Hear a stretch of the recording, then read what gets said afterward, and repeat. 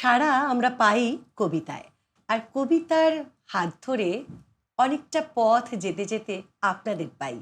আর আপনাদের সঙ্গে নিয়ে যখন নতুন অতিথি বন্ধুকে পেয়ে যাই তখন একটা আলাদাই আনন্দ। আমার সঙ্গে আজকে স্টুডিওতে রয়েছেন আমাদের আজকের গুণী শিল্পী এবং আমাদের অতিথি বন্ধু স্বপ্না দত্ত। নমস্কার। নমস্কার, আমি স্বপ্না দত্ত।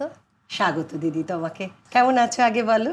হ্যাঁ, খুব ভালো আছি। আসলে প্রথম পরিচয় আগে কেমন আছো ছাড়া আর অন্য কিছু ভেতরে নাড়া দেয় না। একদম। শুরুতেই কি শোনাবে আজকে আমাদের? প্রথমে যেহেতু আমি বাংলা সাহিত্যেরই টিচার, আমি কবিগুরু রবীন্দ্রনাথ ঠাকুরকে প্রণাম করে তার একটা খুব প্রিয় কবিতা, মানে আমার প্রিয় কবিতা, নিঝড়ের স্বপ্নভঙ্গ করব। না, আমারও কেনা কবিতাও বারবার মানে একাধিকবার পড়লেও মনে হয় স্বাদ মেটে না, এবং প্রত্যেকবারই দেখো আলাদা আলাদা করে উপলব্ধি হয়। আর কিছু কিছু কবিতা, মানে আমি বলছি কিছু কিছু কবিতা যেন মানে নিজের জীবনের সাথে কেটে যায়, জানো তো। কিছু কিছু কবিতা খুব মন খারাপ হলেও আমি পড়ি, আমার মনে হয় যেন মানে এই যেন আমার কথা কি করে ঠাকুর লিখলেন, মানে তাই তো। হ্যাঁ, একদম মানে বুঝতে পারি না। দিদি তো অন্য আরেকটা প্রফেশনেও রয়েছে। হ্যাঁ, আমি শিক্ষকতা করি। কি বিষয় মানে পড়াও কি আমি বিষয়? বাংলা বিষয়ের শিক্ষিকা। কোন স্কুলে আছো? আমি এখন ইছাপুর বিভূতিনগর স্কুলে আছি, হাই স্কুলে। মানে 5 থেকে 12 অবধি স্কুলে কবিতার দায়িত্বটা আমাকেই দিয়েছেন, মানে যারা একাডেমিকে আছেন বা বিভিন্ন দায়িত্বে আছে। কবিতা তো ভালোবাসি, বই পড়তেও ভীষণ ভালোবাসি। কি শোনাবে এবারে? আজকে আমি শোনাবো কবি বীরেন্দ্র চট্টোপাধ্যায়ের জন্মভূমি আজ। একবার মাটির দিকে তাকাও, একবার মানুষের দিকে। একবার মাটির দিকে তাকাও, একবার মানুষের দিকে। এখনো রাত শেষ হয়নি, অন্ধকার এখনো তোমার বুকের উপর কঠিন পাথরের মতো। তুমি নিঃশ্বাস নিতে পারছো না। মাথার উপর একটা ভয়ঙ্কর কালো আকাশ এখনো বাঘের মতো থাবা উঁচিয়ে বসে আছে।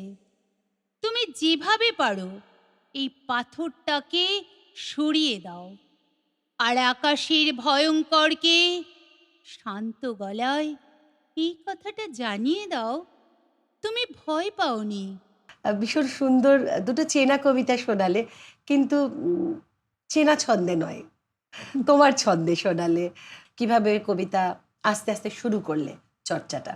আসলে ছোটবেলায় তো বই পড়তাম, মানে ছোটবেলায় স্কুলে খুব কবিতা মুখস্থ করতে হতো তখন আমাদের সময়, পুরো 8 অব্দি 10 অব্দি বলতে পারো। স্কুলের পাঠ্য বইতেও প্রচুর পাঠ্য কবিতা। বইতে ওই তো পাঠ্য বইতের কবিতা। তারপরে বিভিন্ন অনুষ্ঠানে যখন করতাম, ম্যামরা বলতো, আমি গার্লস স্কুলে পড়েছি, ম্যামরা বলতো কবিতা মুখস্থ করে অনুষ্ঠান করতে হবে।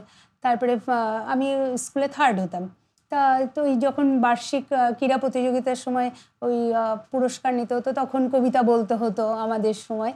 তা ওই করতে করতে কবিতার প্রতি কোথায় যেন একটা ভালোবাসা জন্মে গেছে। কবি সুবোধ সরকারের কবিতা ময়ূরপঙ্খী। মেয়ে হলে কি নাম রাখতে? কি নাম কি নাম কি নাম রাখতাম? ময়ূরপঙ্খী। কম করে 19 জন কবি, লেখক, অধ্যাপক বলেছেন, বুঝলে, এক ছেলে ছেলে নয়, তোমার একটা মেয়ে দরকার। ছেলে খারাপ হলেও বিপদ, ছেলে ভালো হলেও বিপদ। ছেলে খারাপ হলে সারা পাড়া অভিশাপ দেবে, ভালো হলে আমেরিকা কেড়ে নেবে। মেয়ে হলে নাম রাখতাম ময়ূরপঙ্খী। ভুল বললাম? বলতে হবে নাম রাখবো ময়ূরপঙ্খী। প্রথম কথা তো রবীন্দ্রনাথের কবিতা আমাকে ভীষণ টানে, বললাম না, আমার খুব মন খারাপ হলে রবীন্দ্রনাথের কবিতা পড়ে আমি ঝরঝর করে কাঁদি।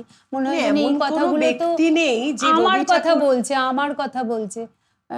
মানে শুধু তুমি নয়, মানে ওই চেয়ারটাতে যারাই বসেছেন বা বসেন তাদের এই কথাটাই থাকে মোটামুটি, যে রবি ঠাকুরের কবিতার মানে ওটা তো সঙ্গে রয়ে গেছে। ওটা বাদ দিয়ে বৃষ্টি পড়লে, যেমন আমার রবি ঠাকুরের কবিতা, মানে নিজে পড়ি আর না পড়ি শুনি আর কি, আমি শুনি, তোমার কবিতা শুনি, সবার কবিতা শুনতে খুব ভালো লাগে। আমরা পরের কবিতায় যাব। তো এবারে কি শোনাবে বলো? কবিগুরু রবীন্দ্রনাথ ঠাকুরেরই শোনায় অসাবধান কবিতা। আমায় যদি মনটি দেবে, দিও দিও মন। মনের মধ্যে ভাবনা কিন্তু রেখো সারাক্ষণ। খোলা আমার দুয়ারখানা, ভোলা আমার প্রাণ, কখন যে কার আনাগোনা নৈকো সাবধান। পথের ধারে বাড়ি আমার, থাকি গানের ঝোঁকে, বিদেশি সব পথিক এসে যেথা সেথা ঢোকে। ভাঙি কতক, হারাই কতক, যা আছে মোর দামি, এমনি করে একে একে সর্বশান্ত আমি। তো যে স্বপ্নটা তুমি দেখো কিন্তু কখনো বলনি, আজকে যদি একটু বলে দাও চট করে। আসলে আমি অনেক কবিতা শুনতে চাই, শুনে শিখতে চাই এবং অনেক মানুষকে শোনাতেও চাই। শোনাতে চাও, এটা এটা ভারী মিষ্টি লাগলো।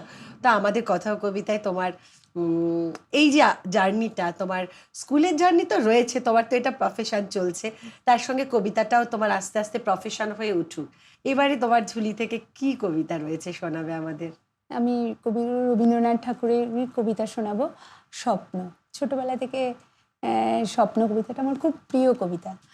একদিন রাতে আমি স্বপ্ন দেখিনু, চেয়ে দেখো বলে যেন বিনু। চেয়ে দেখি ঠোকাঠুকি বর্গা করিতে, কলিকাতা চলিয়াছে নড়িতে নড়িতে।